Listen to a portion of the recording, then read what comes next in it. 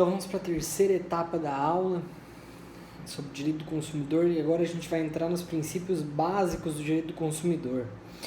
O primeiro princípio básico do direito do consumidor previsto no próprio CDC, o princípio da saúde, o princípio da segurança e da vida. Na verdade, são princípios de proteção, ou seja, eu devo proteger a vida, a saúde e a segurança do consumidor.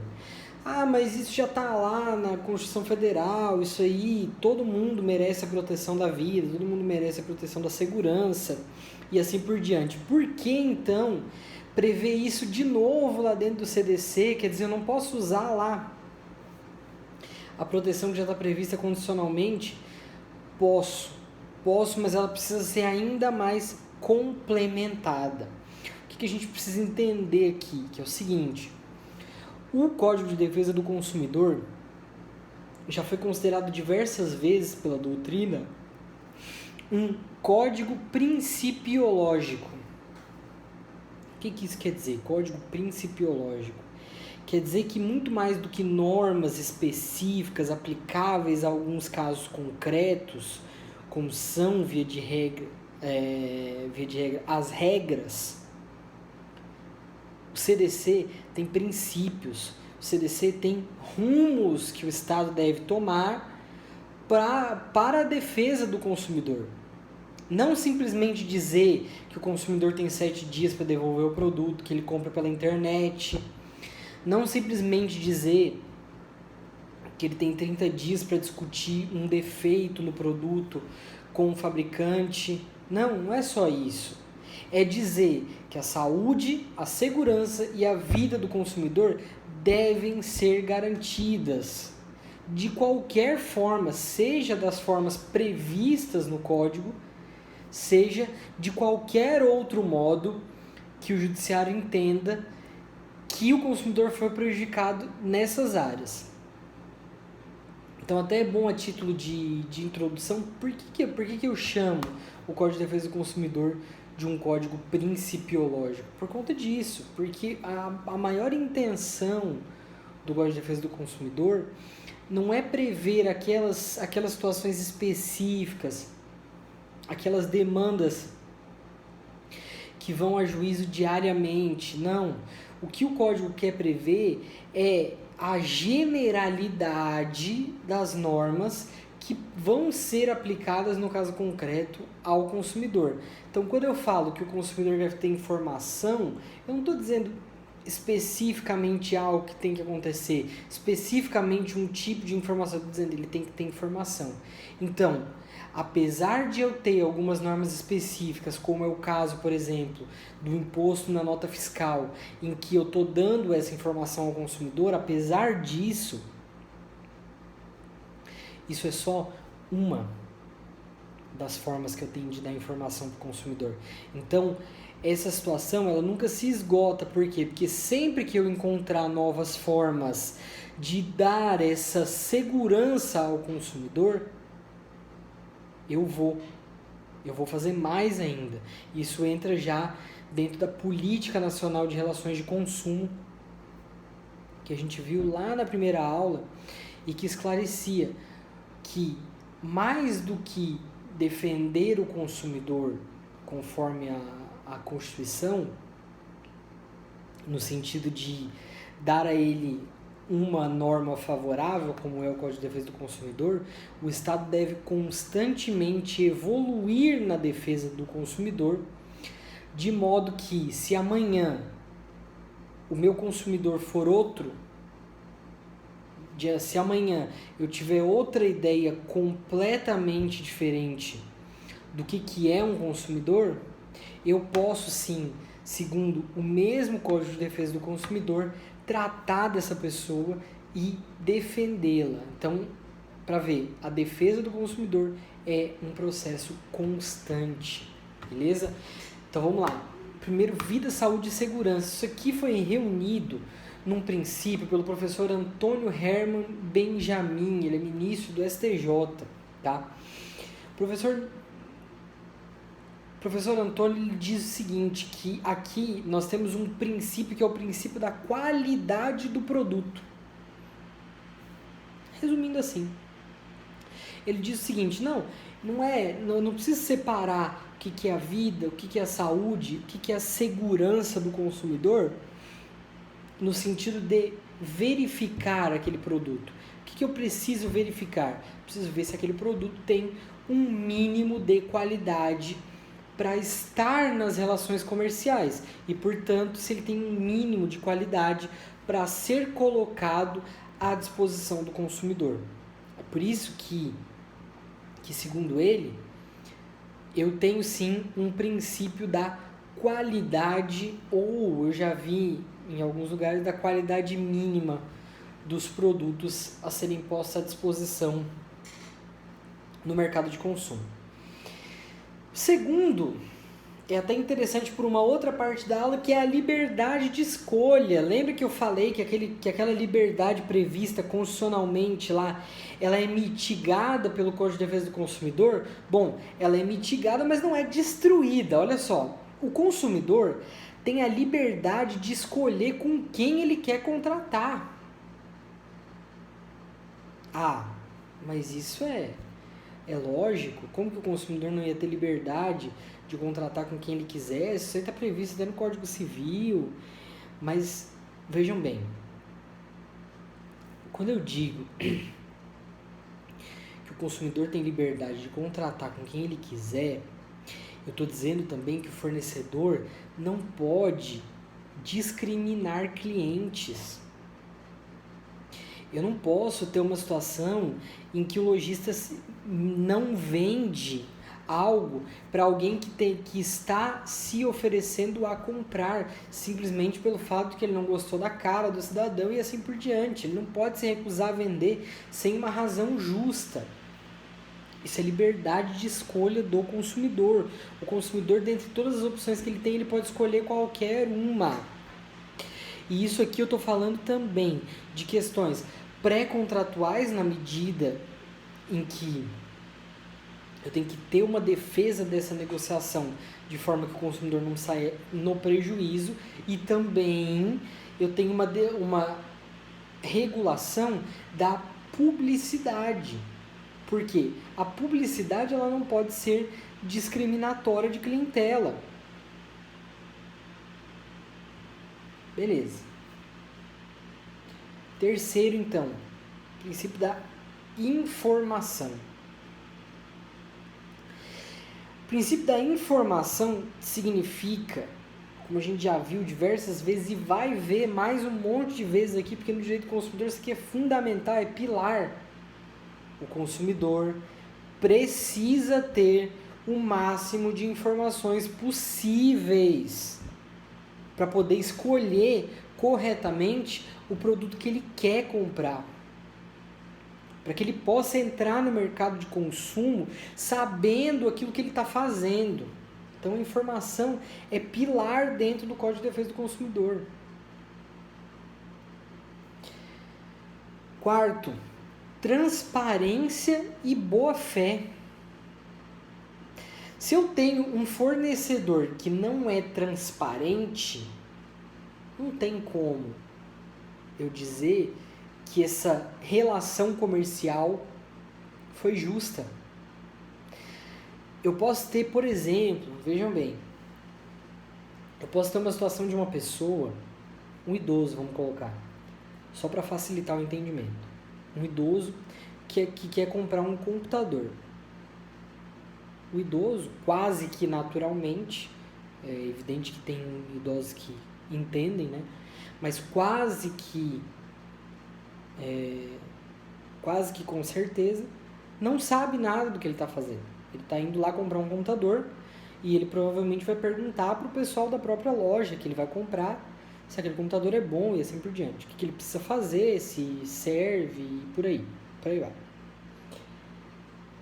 Se o vendedor da loja ele não dá as informações, e mais, se o vendedor da loja ele vende como um novo, por exemplo, um notebook usado, e o idoso não sabe, não tem noção. Ele não tem noção, por exemplo, como os jovens têm, de que um notebook, quando ele é novo, quando ele vai ligar, ele tem toda uma situação diferente, tá? Então dá pra gente identificar que ele nunca foi ligado, por exemplo. Mas isso eu estou dando um exemplo também. O idoso não sabe nada disso. Ele compra o computador usado como se fosse novo. Aí eu tenho a possibilidade de discutir esse contrato, primeiro, por conta da má-fé do estabelecimento, logicamente. E segundo, também porque não houve a completa informação do consumidor acerca do que ele estava contratando, do que ele estava comprando. De repente, se ele soubesse que era usado, ele até poderia comprar por um preço menor. Ou, de repente, ele poderia escolher não comprar, escolher outro e assim por diante. Ele pode achar que é melhor ele comprar um novo, porque o novo ele não vai ter tanto problema, não vai precisar mandar para arrumar, nem nada nesse sentido. E ele pode querer escolher um computador novo para ele. Enfim, o consumidor, para ter uma escolha de real liberdade, vejam que a informação está muito conectada com a liberdade de escolha. Por quê? Porque eu só posso ter plena liberdade de escolha quando eu tenho a informação completa acerca daquilo que eu estou contratando. Beleza. Quinto, então. A proteção contratual. Veja bem. Segundo o Código Civil brasileiro, eu tenho uma possibilidade de discutir um contrato depois que ele já está em andamento, ainda que eu, de livre e espontânea vontade, tenha assinado aquele contrato. Qual que é essa possibilidade? Essa possibilidade se dá quando a prestação se torna extremamente excessiva por um evento imprevisível, ou seja, por algo tão grande e tão forte que nenhuma das partes poderia prever e nem modificar. Esse é basicamente o resumo do que eu precisaria para poder discutir um contrato no direito civil. E também, no direito civil, eu preciso que a outra parte seja beneficiada por essa mudança no contrato.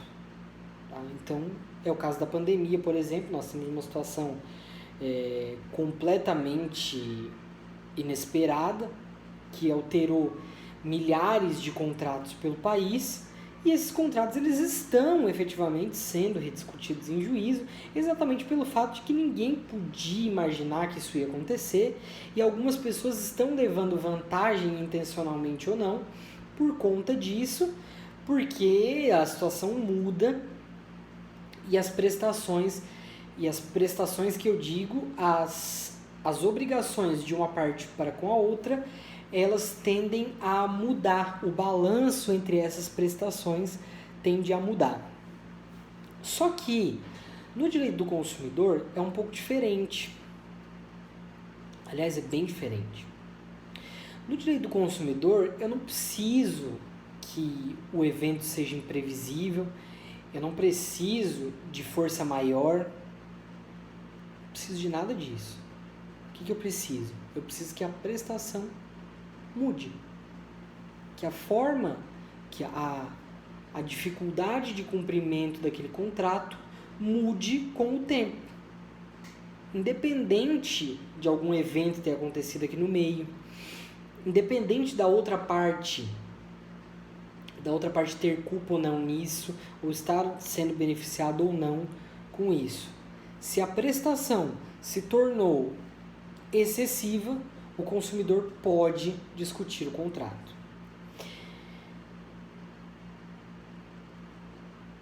Uma variação, por exemplo, no dólar, poderia gerar uma discussão contratual.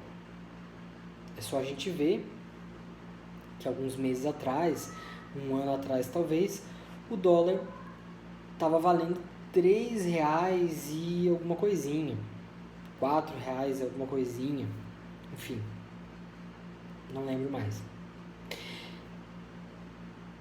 De lá para cá, houve uma mudança muito brusca. E agora vocês imaginem um contrato, por exemplo, de $100 mil, de $1 milhão.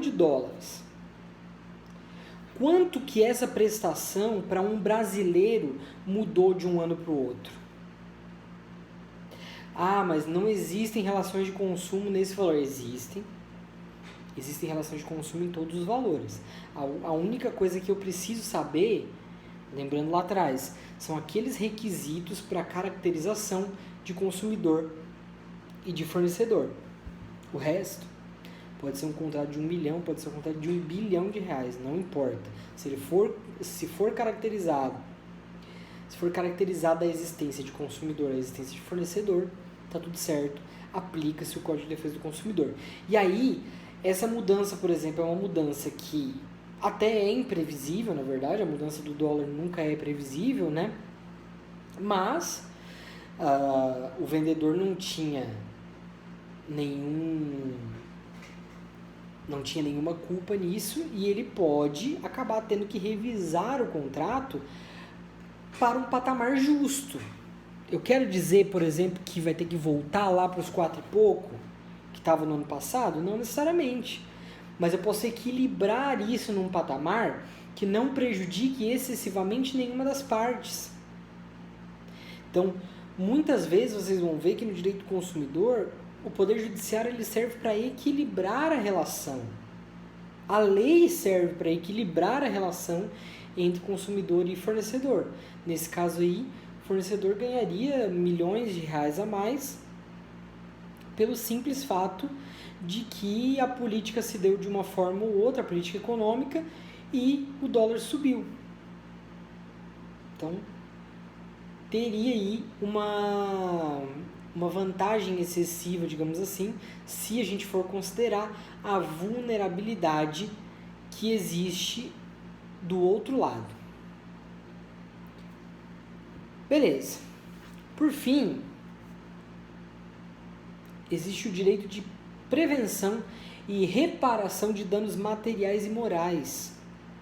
Então, a gente vai se estender um pouco mais nesse assunto mais para frente, mas basicamente, para toda situação em que o consumidor se sente lesado pela venda do produto, pela prestação do serviço, ele pode pedir a reparação integral de direitos de danos materiais, danos morais, danos estéticos, inclusive os danos por perda de uma chance, que a gente vai ver também um pouquinho mais para frente, que ainda talvez não sejam tão aceitos assim, mas tem precedente sim da teoria da perda de uma chance. Beleza. Mas o que eu queria ressaltar por enquanto aqui é a existência de uma teoria, tá? Uma teoria que vem do direito civil, mas que é adaptada também para o direito do consumidor, que é a teoria menor da despersonalização da personalidade jurídica, da desconsideração da personalidade jurídica, ou enfim, tem vários nomes. Despersonalização da empresa, no inglês, na teoria original, é desregulação da entidade legal, ou seja, eu desconsidero a existência dessa entidade legal, que é a pessoa jurídica, e vou ao patrimônio dos sócios. Beleza. O que seria essa teoria menor da desconsideração da personalidade jurídica? Vamos lá. A teoria maior é adotada pelo Código Civil, lá no artigo 50 do Código Civil, que diz que se houver uma confusão patrimonial, se houver fraude, enfim, naqueles casos bem específicos,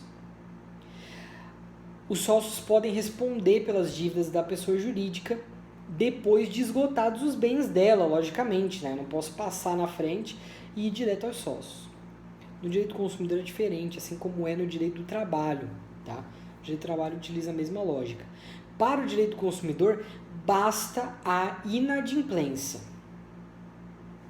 A empresa não pagou, o sócio pode responder, tá? Essa teoria já foi muito utilizada no STJ, principalmente pela ministra Nancy Andrighi, e ela afirma e reafirma que, para a maior defesa do direito do consumidor, eu dou essa vantagem processual no sentido de que Eu não preciso provar que o consumidor foi enganado, não preciso provar que existe uma confusão patrimonial entre sócio e empresa, eu já vou direto nos bens do sócio. Beleza?